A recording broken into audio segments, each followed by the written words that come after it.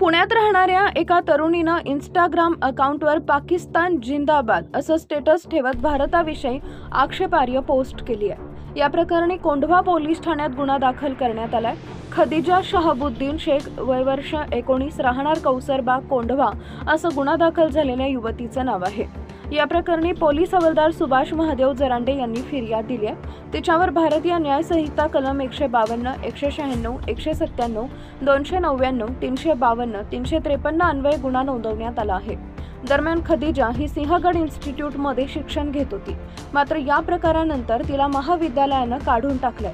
पोलिसांनी दिलेल्या माहितीनुसार युद्धजन्य परिस्थितीत समाज माध्यमात तेढ निर्माण करणारे तसेच अफवा प्रसारित करणाऱ्या संदेशांवर पोलिसांकडून लक्ष ठेवलं जात असल्याचं पोलीस प्रशासनाने यापूर्वी जाहीर केलेलं आहे। शुक्रवारी दुपारी पोलीस कर्मचारी जरांडे हे पोलीस ठाण्यात हजर होते, त्यावेळी संबंधित तरुणीच्या समाज माध्यमावर पाकिस्तान जिंदाबाद असा मजकूर प्रसारित झाल्याचं त्यांच्या निदर्शनास आलं। तिच्या या मजकुरामुळे समाज माध्यमात तेढ निर्माण होऊ शकते असं लक्षात आल्यानंतर वरिष्ठ पोलीस निरीक्षक विनय पाटणकर यांच्या मार्गदर्शनाखाली तिच्यावर अटकेची कारवाई करण्यात आली।